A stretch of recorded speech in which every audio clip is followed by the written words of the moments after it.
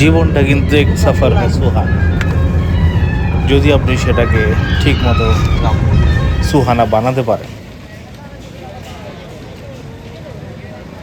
জীবনে অনেক জায়গায় তো ভ্রমণ করেছি, অনেক জায়গায় গিয়েছি।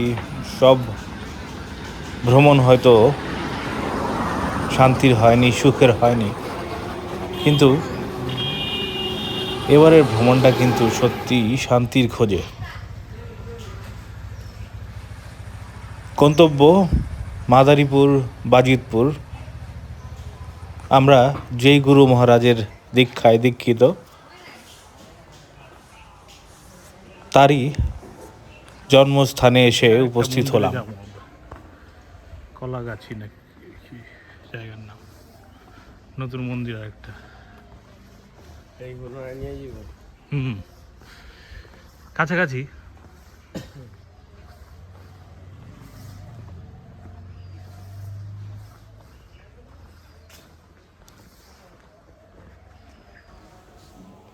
ঢাকা থেকে মাত্র 2-2.5 ঘন্টার পথ এই বাজিতপুর মন্দির।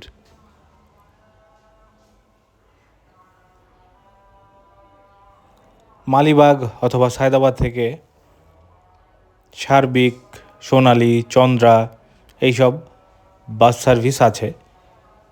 সরাসরি ঢাকা থেকে এই বাজিতপুর ধাম সাধুর ব্রিজে নামলে জনপ্রতি ভাড়া মাত্র 300 টাকা। সাধুর ব্রিজ থেকে 2 মিনিট হাঁটলেই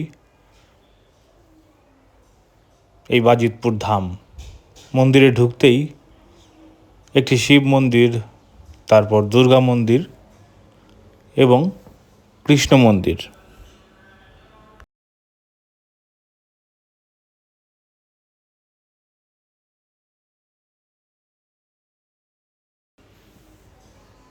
কৃষ্ণ মন্দির থেকে সোজা যে পথটা চলে গেছে সেটা যজ্ঞের স্থান। আপনারা ইচ্ছা করলে সোজাও যেতে পারেন, আবার ডান দিকের এই এন্ট্রান্স দিয়েও ঢুকতে পারেন।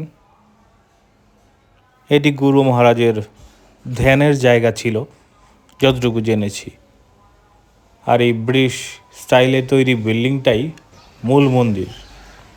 অনেক বড় এলাকা নিয়ে মন্দিরটা। মন্দিরের গেট দিয়ে ঢুকলেই সামনে সুবিশাল উঠোন, তুলসী বেদি এবং হাতের বাম পাশে শ্রীমৎ স্বামী রামানন্দ ভবন।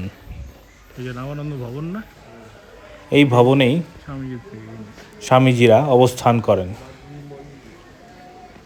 একটি 3তলা নবনির্মিত ভবন। এখানে প্রসাদ গ্রহণেরও ব্যবস্থা রয়েছে।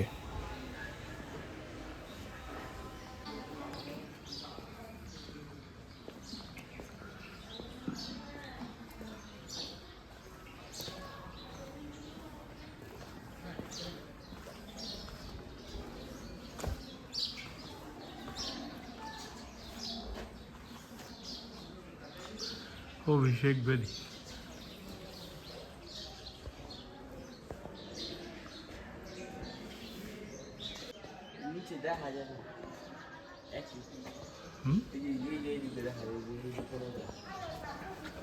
নিচেই যাবো গুফা।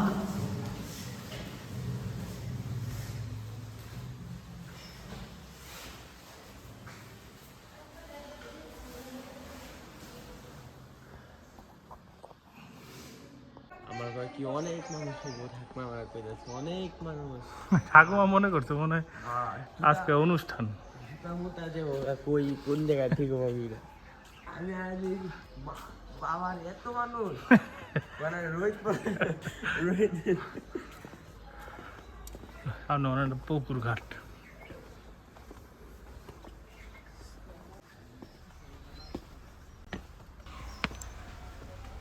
সুবিশাল জায়গা জুড়ে এই মন্দিরটি। নবনির্মিত অতিথিশালাও আছে। একটি 4তলা অতিথি ভবন, একটি 5তলা অতিথি ভবন এবং এই নয়নাভিরাম স্বচ্ছ জলের পুকুর ঘাট নতুনভাবে খনন করা হয়েছে।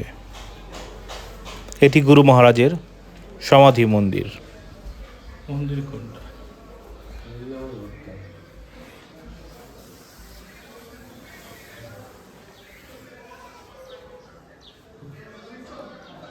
দেখ ওইখানে লাইট কি আর এইখানে লাইট কি দেখছো, মোবাইলের লাইট দেখ।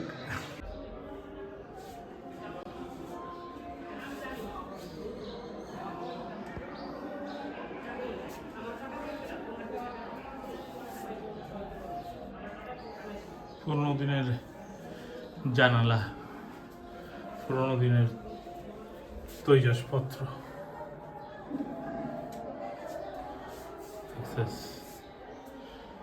তালাবদ্ধ পুরান ঢাকার বাড়িঘর। এটাই পুরানো মন্দির আসলে, আসলে ব্রিটিশ আমলের। ইয়ে ফাটল ধরে গেছে বারান্দায়। শীতে তার ভালো অবস্থা, এই যে কোনা কোনা দিয়া পুরো আলগায় গেছে হ্যাঁ জায়গাটা। এই যে বুঝছি ভাই।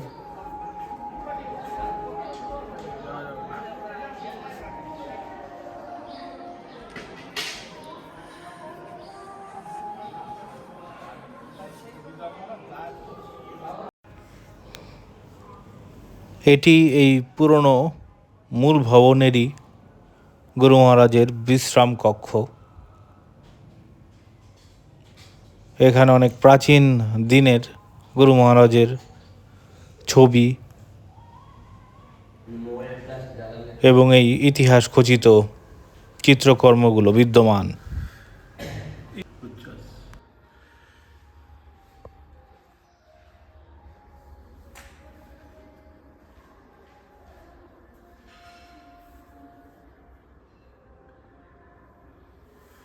কোন ভাষায় কি লেখা জানি না।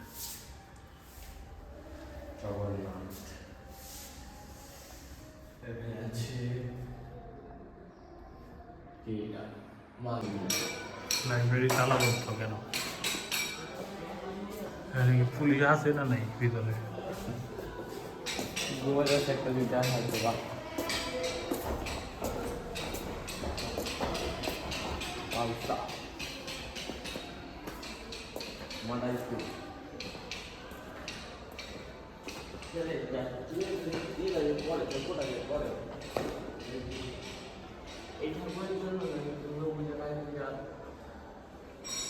কি হুম এই ঠাকুরটার জন্য হ্যাঁ বাবা পালকি নোংর এই পালকি দেই এখন মায়ের আস্তে আস্তে মানুষ গৌরে পালকি লয়ে যায়, গৌরে পালকিতে লয়ে যায়। পালকির ভিতরে কিন্তু ওনার ছবি আছে, কারণ এই চলতো। বাবা যজ্ঞের কি আগুন হয় চিন্তা কর, কি বিশাল। ও এই যজ্ঞটা একবার জীবনে দেখতে হবে ওরে, যাতে উপরে বিল্ডিংয়ের না হয়। দেখছো আবার লোহার পাতের না পিতলের, যদি মাথায় পড়ে তো মানুষ এখানেই শেষ। এই যজ্ঞের জায়গাটা ছুঁয়ে দেখাও পবিত্র।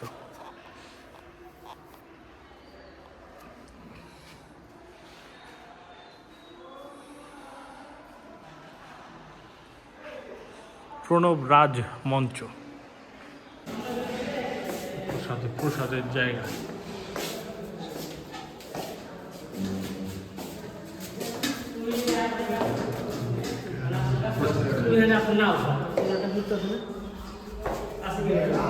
ঢুকু মিনিট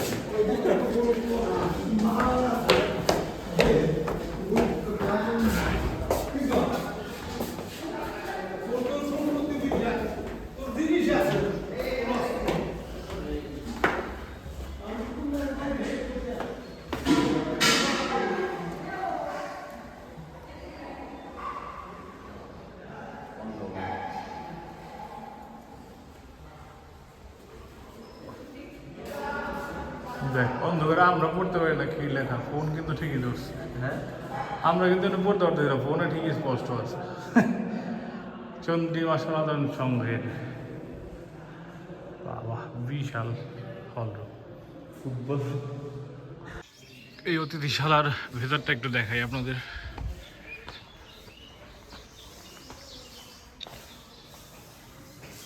প্রত্যেকটা ফ্লোরে এমন টানা বারান্দা,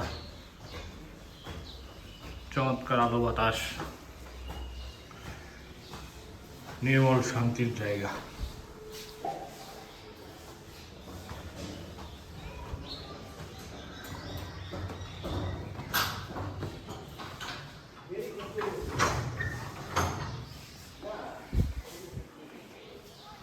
এখান থেকে একটু পুকুরটা দেখা যাচ্ছে, ওই দূরে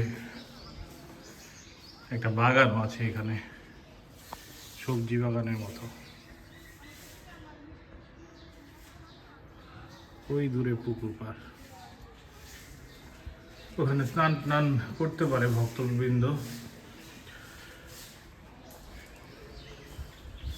চমৎকার টানা বারান্দা, উত্তরের বাতাস বইছে, এখান দিয়ে পুরো মন্দির প্রাঙ্গণটা দেখা যায়। এই কক্ষে ছিলাম আমরা।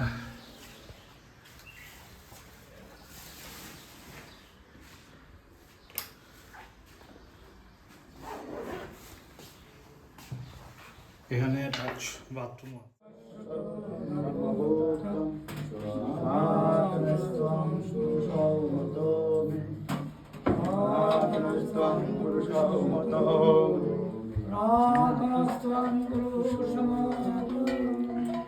श्री श्री गुरु महाराज की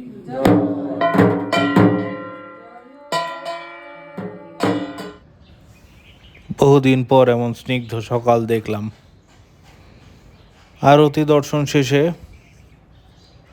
রুমে এসে আর একটু ফ্রেশ হয়ে বের হয়ে পড়লাম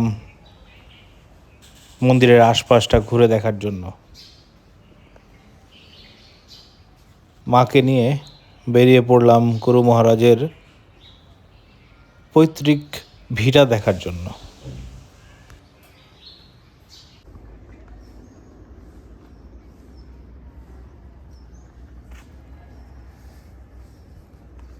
সন্ন্যাসীদের জীবন সন্ন্যাসীদের মতোই হওয়া উচিত, এত ভোগ বিলাস। দিদার সারা রাত তো ঘুমায় না, দিনে সেই ঘুমটা পোষায়। যে ভোরবেলা ঘুমাইবো আর রাতের মতো উঠে, এই জন্য একটু ঠিক আছে।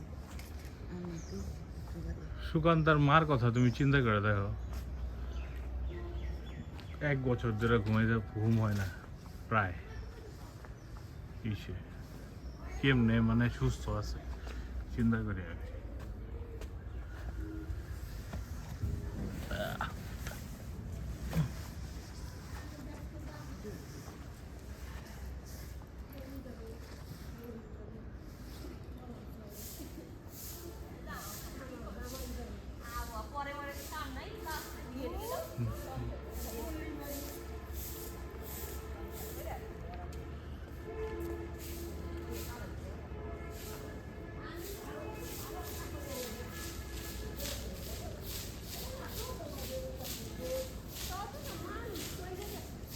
এটা জন্ম ভিটা গুরু মহারাজের না নাকি? এটা জন্ম ভিটা।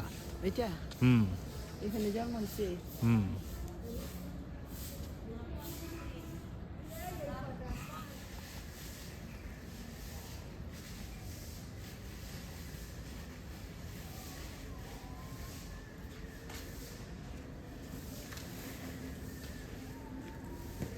এখানে একটা ছবি তুলো আমার।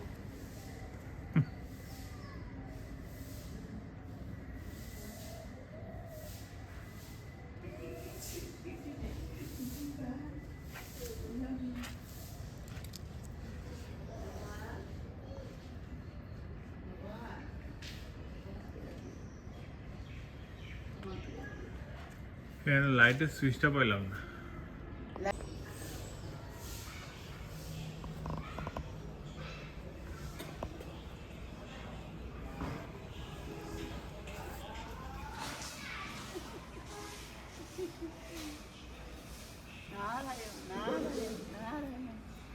দেখা দাও।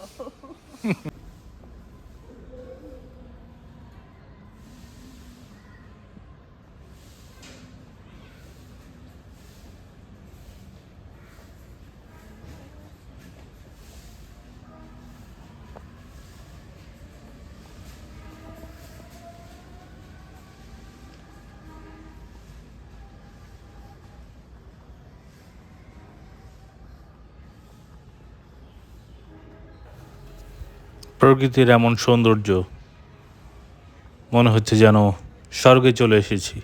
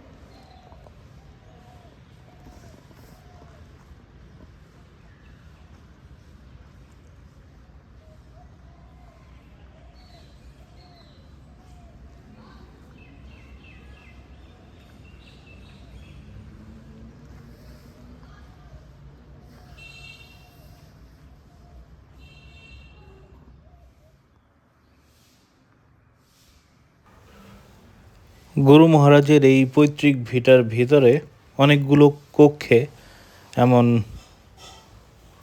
ছবি এবং ইতিহাস মণ্ডিত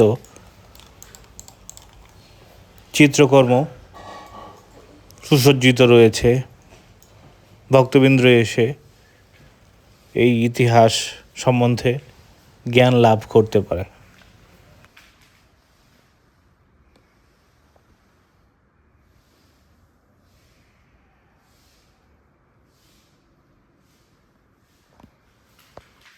জয় গুরু মহারাজ, ক্ষমা করুন।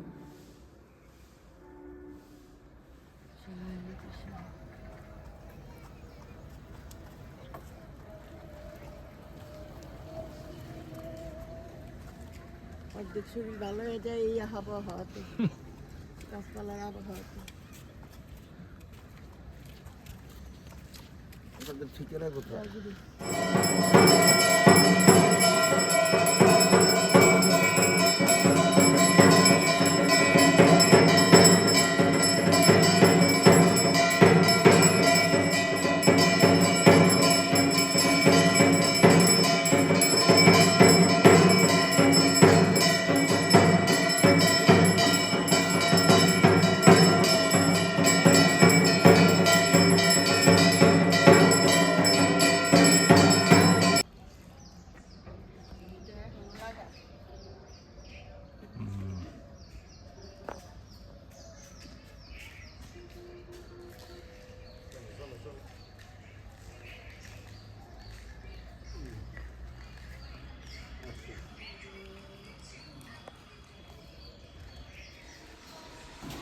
এটি হচ্ছে ভোগ গ্রহণের জায়গা।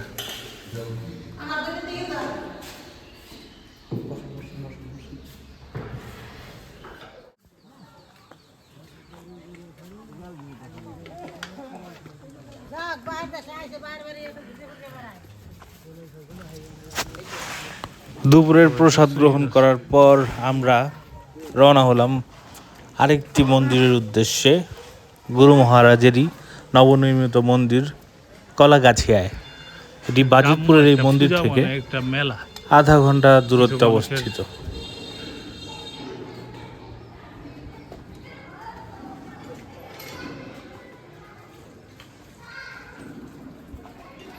এগুলি কি গরু পালার জায়গা? গরু পাল হয়ে গেল, গরু ঢুকে কে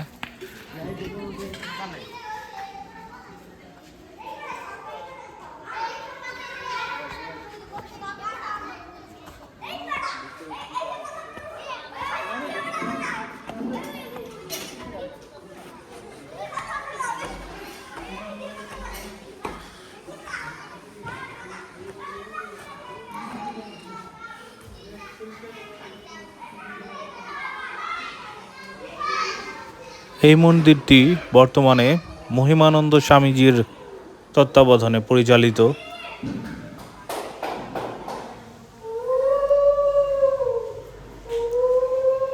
এটিও গুরু মহারাজের অন্যতম সুন্দর এবং বৃহৎ পরিসরে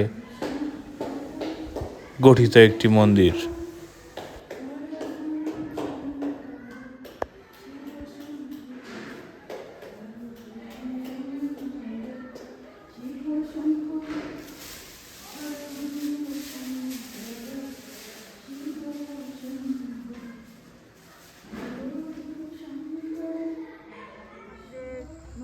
আগরবাতি ফল প্রদীপের তেল এলে 5 কেজি বানাইছো মামারা তো মনে হয় দিক দিয়ে হাঁটতে গেছে আমার যেটা মনে হয়। বহুদিন পরে এই গ্রাম্য এলাকায় আসলাম, পুরা পিওর গ্রাম। খেজুর গাছ না এগুলি?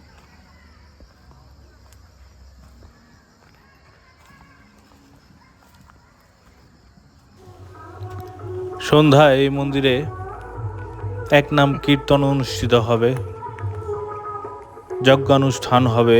এর আগে মন্দিরের আশপাশটা ঘুরে দেখতে বের হলাম।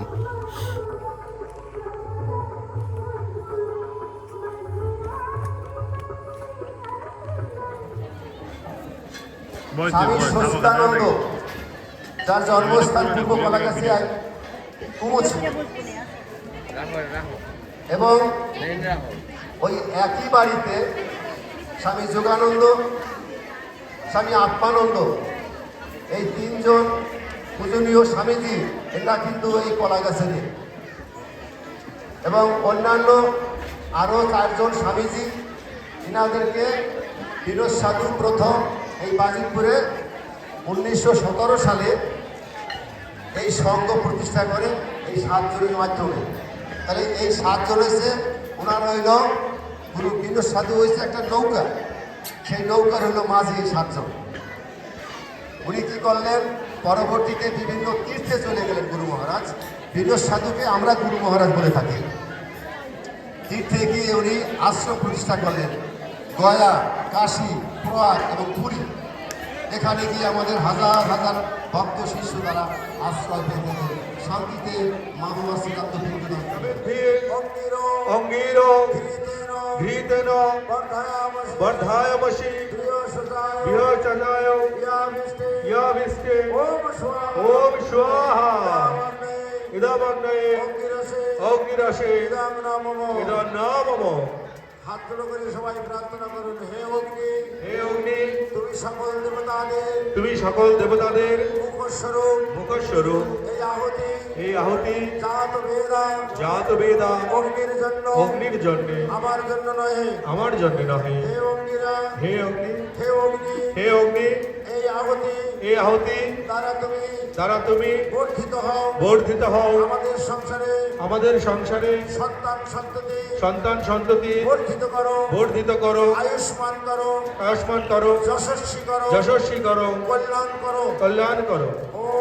ও এবারে 5টি বেলপাতা দেবে, একই মন্ত্র 5টি বেলপাতা। ওম অয়ন্ত ইদমাত্মা জাত বেদ ধর্ষ বর্ধস্য চেদ্ধ বর্ধায় চষ্মান প্রজয়া পশুভি ব্রহ্ম বর্চসেন অন্নদেন সমিধায় স্বাহা ইদমগ্নয়ে জাত বেদসে ইদং নামম। ওম অয়ন্ত ইদমাত্মা জাত বেদা ধর্ষ চেদ্ধ বর্ধায় চষ্মান প্রজয়া পশুভি ব্রহ্ম বর্চসেন অন্নদেন সমিধায় স্বাহা জাত বেদসে ইদং নামম। ওম অয়ন্ত ইদমাত্মা জাত বেদা ধর্ষ বর্ধস্য চেদ্ধ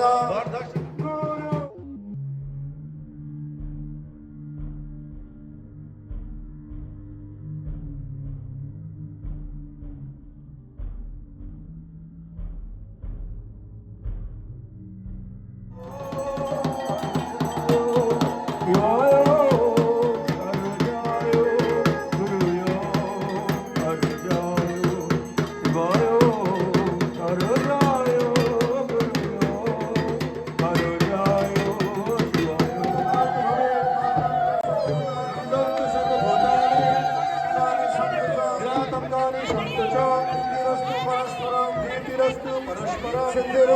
চকর্মণম সিদ্ধিরস্তু চকর্মণম সিদ্ধিরস্তু চকর্মণম সিদ্ধিরস্তু চকর্মণম ষষ্ঠস্তু নিত্যশরাক্য ষষ্ঠস্তু নিত্যশরাক্য